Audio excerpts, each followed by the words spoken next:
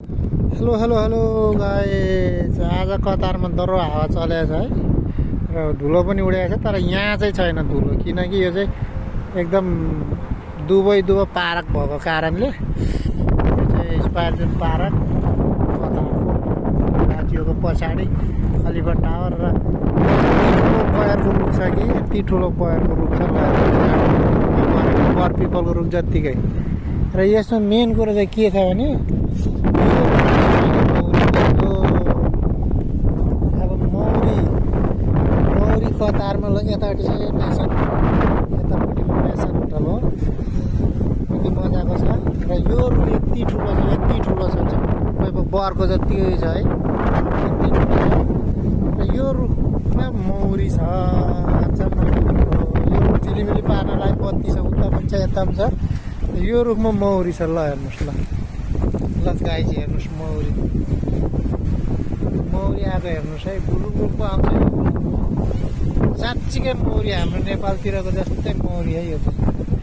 यो दुलो यति चिल्लो छ। ल हेर्नुहोस्, सर आएर पस्यो, ल आएर पस्यो, ल यति धेरै मौरी छ यार, आमामा यति धेरै मौरी है, राम राम।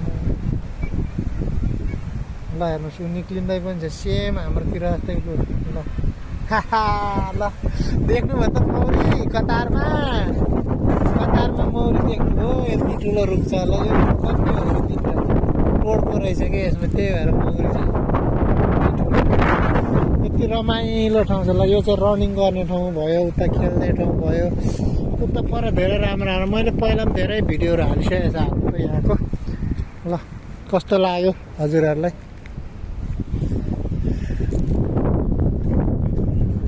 रमाइलो छ, हावा खाइँदैछ, एकदम मजाको छ, दामी छ, दामी छ। अब यो पार्कमा मान्छे आउनु थाल्यो, एकछिन पछाडि ट्याप्पै भरिन्छ। ऊ पर आइसकेको छ अलरेडी, पर मान्छेहरू बसिसकेको छ, सेक्युरिटी सेफ्टी छ, बच्चाहरू खेल्ने ठाउँ पर छ। जाने हो पर, ऊ पर मौरी हेऱ्यौ नि कतारमा मौरी देख्यौ भाइ?